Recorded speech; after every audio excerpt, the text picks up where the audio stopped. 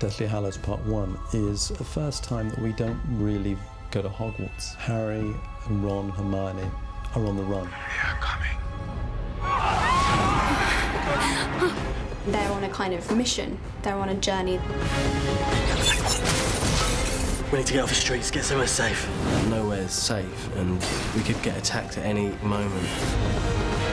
The stakes were a lot higher in this film than they probably ever have been before. It feels a lot more grown up. Help us. It's a very different film to the films past.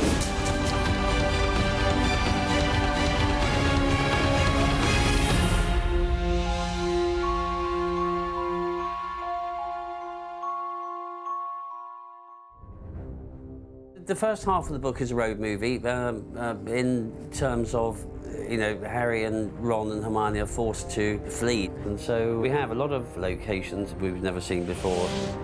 Part 1 is pretty hectic. There's lots of running around, and there is a real sense that, you know, this is going to be Harry's last chance to finish the Voldemort problem once and for all.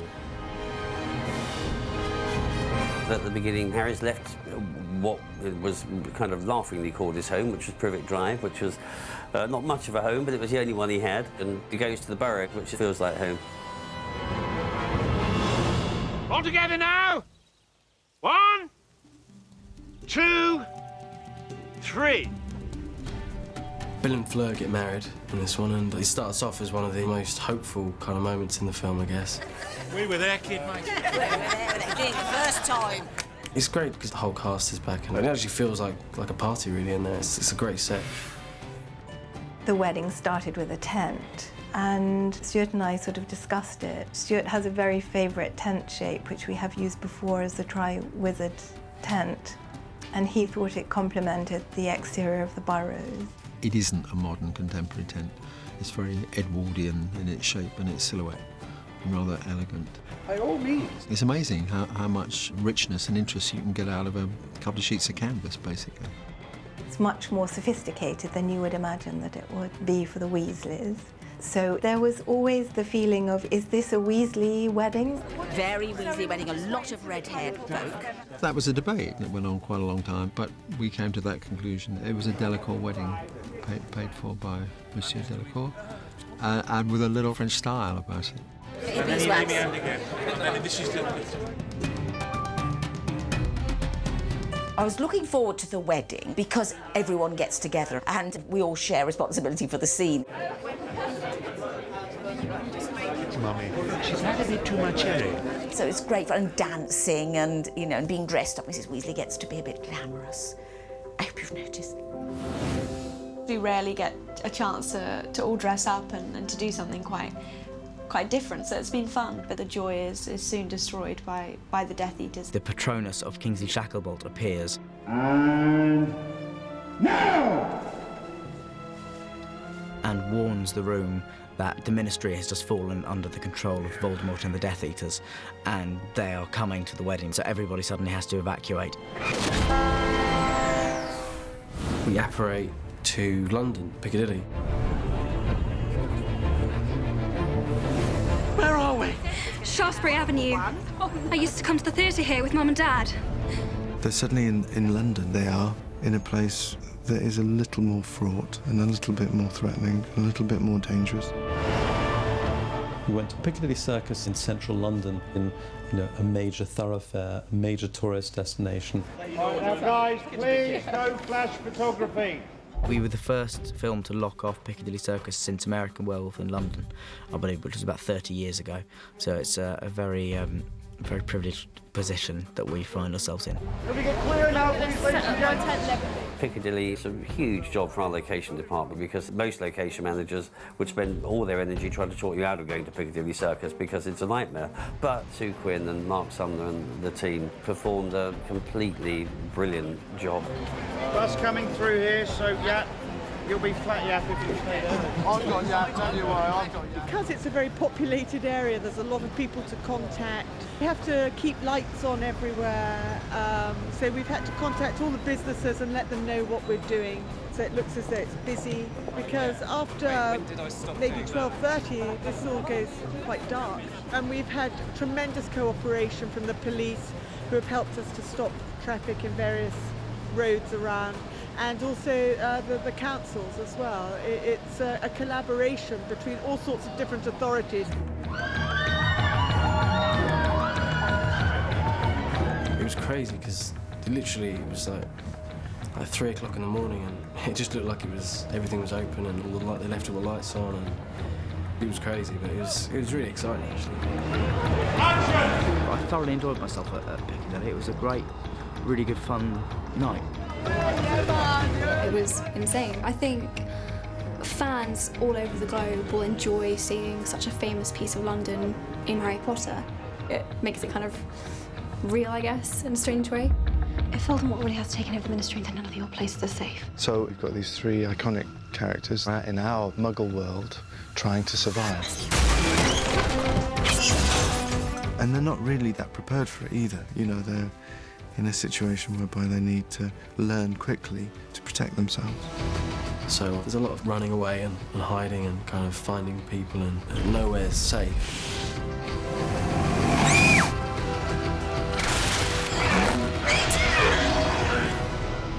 They never go to any location twice. When they leave, that's it, they don't go back.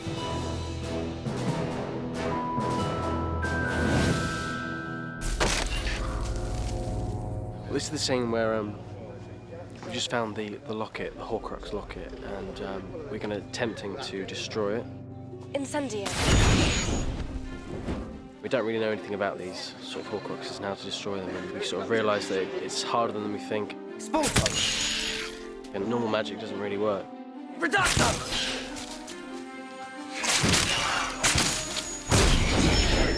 The spells chasing the locket were shot in Burnham Beeches.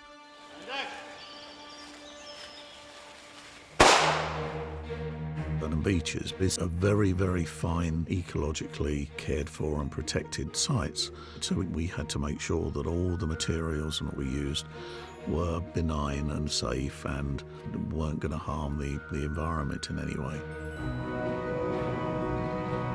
Also, we had to cover large portions of Burnham Beeches with snow and or frost, and we had to make sure that they could all be cleared up afterwards, which was the biggest part of the problem. So guys, that completes us shooting here in this winter section here.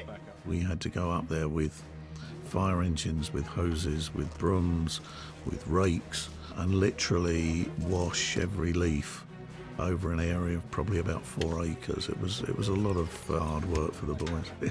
It looks all right again now. There's a fair amount of running. But also, you know, we do take pause and take the time to engage with the characters and to explore their demons, their thoughts, their relationships, what they're feeling. What's wrong? Wrong? Nothing's wrong. Not according to you, anyway. Ron kind of starts to doubt Harry a little bit. It's a lot to do with the locket, and it kind of changes their personality, and it kind of gives them sort of darker thoughts. Ron, please take the locket off. You wouldn't be saying any of this if you hadn't been worried. Yes, you would. So there's kind of a bit of tension there, and we really had to step up in terms of giving a performance that would make that real. David flew up with Dan, Rupert and Emma to Scotland for one day to get a scene. That's a really good spot now. And that was good, okay. The urgency of being in there for a day and being out contributed to the energy of the performance, and that was really exciting. Scotland, it really is an astonishingly beautiful place. And up. It's nice to be away from Leavesden and to be out of the usual kind of environment. It's quite bonding. I think everyone's just really happy to be here. Harry and Hermione know that they're heading for a particular destination, and they have no choice. It's their destiny. If Dumbledore wanted you to find it but didn't want it falling into the Ministry's hands, where better to hide it than the birthplace of the founder of Gryffindor? Godric's Hollow is where Harry's parents were killed, and emotionally Harry needs to go back and see where his parents died. I still think we should have used Polyjuice Potion. No. This is where I was born. I'm not returning as somebody else. Strategically, he thinks, well, maybe Bathilda will be there. She can help us with our mission to find the Horcruxes. So there's a real confluence of reasons to go there.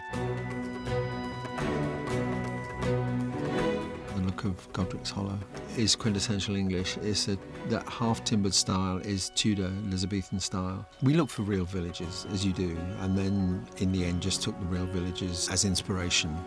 It's a very traditional early English style, probably 1600 most of the houses. It's a mixture of slightly pink-washed cottages, thatched roofs, mostly thatched roofs. And of course we have the Potter cottage in it too, which is completely destroyed and has brambles growing in the garden. This is where they died, Hermione.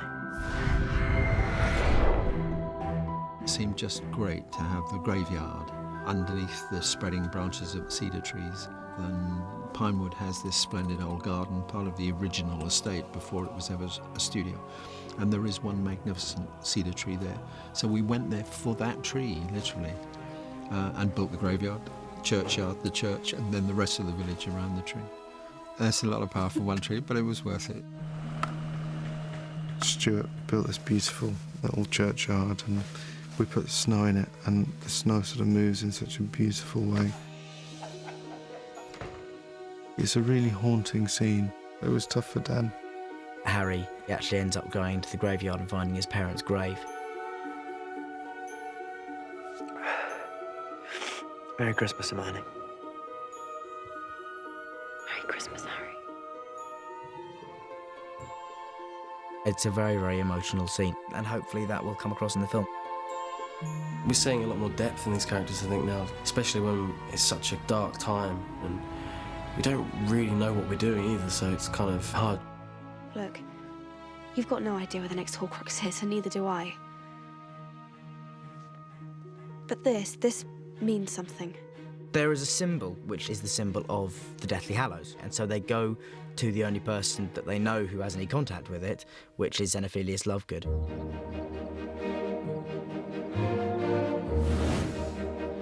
Luna. They go to the Lovegood house, and obviously it's completely Luna. It's like, yes, this is where she was born. You see it, and you just know where it all came from, why she's how she is. Keep off the dirigible plums. Jo Rowling was pretty specific about that. She describes it as a black tower. And so that's exactly what it needed to be, you know, so there was no room for variance there. The one thing I did try to do, as I usually do, is make a good sculptural shape of it, so it isn't just a cylinder. It's a cylinder with a very deliberate lean and a very deliberate taper.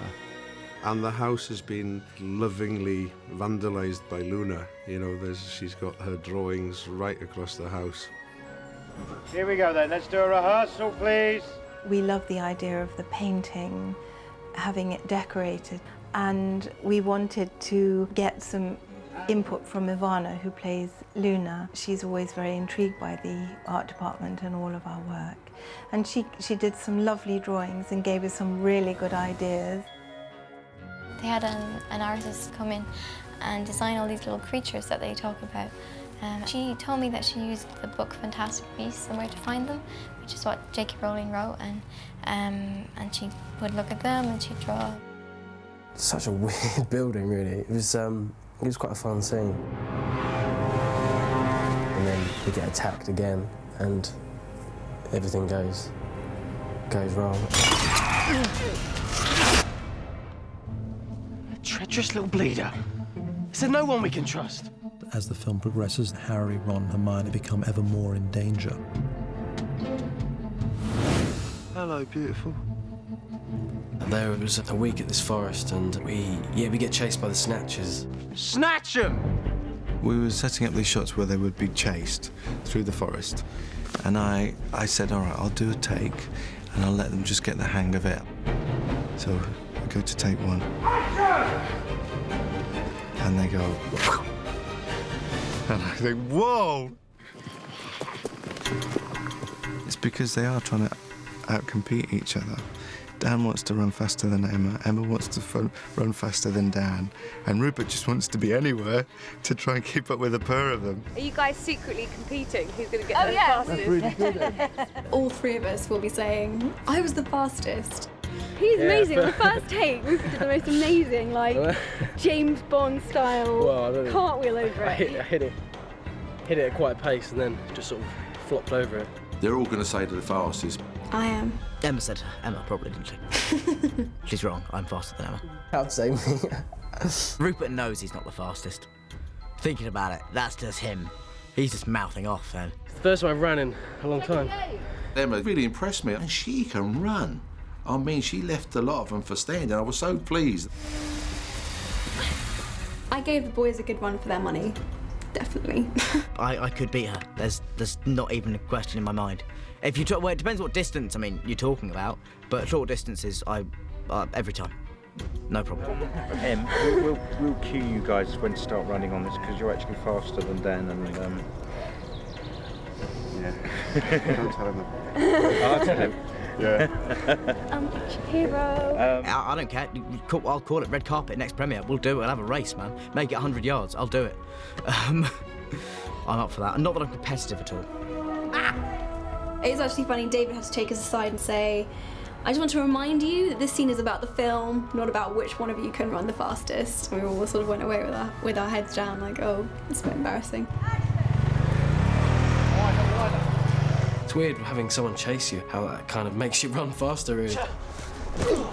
But it's all a bit tense, because essentially, if they kind of find it's Harry, it's all over, really, and Voldemort wins. Change of plan. We're not taking this lot to the Ministry.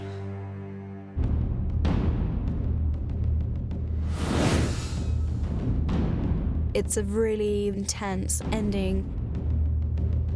We're at Malfoy's Manor, we're being captured, and we're in a pretty sticky position. Malfoy Manor was based on Hardwick Hall, an Elizabethan house in Derbyshire. The real house is extraordinary in that the windows are huge and the ratio of glass to masonry is very strange. They have a mysterious, slightly threatening and rather magical quality, these acres of glass. So we took that form and designed a Gothic roof for it. And then invented two big interiors. One is the kind of ground floor entrance hall, and the other is the big drawing room immediately above that. And an elaborate staircase that kind of links the two. This is my house. It's not much, but I call it home. The house itself is fantastic. As soon as we got on set together, we wanted a family portrait in the Malfoy Manor. It's extremely nice. We've got an organ. Amazing. That's clearly what Draco does in his spare time. Little did we know, he's a fantastic organist. The ceiling's about 30 foot high, so we've got a couple of chandeliers, so I thought we must be doing pretty well for ourselves. But I will confess, the floor was a little dusty. So I don't know whether that's down to the big war of the worlds going on, or just our own laziness. I'm not sure. You dare to talk to me like that in my own house? There's something about the space itself and something about the lines of the place that makes it feel like a soulless building. The people who've been doing the sets for this have managed every single time to produce things that are not only right, unquestionably right within Harry Potter's universe, but new and different and fresh and breathtaking every time.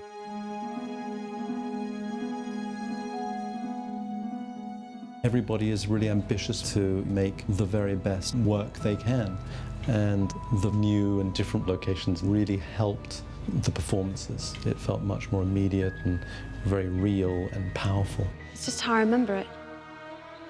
The trees, the river, everything. The parts where we are on the road should have a sense that we are moving towards something momentous.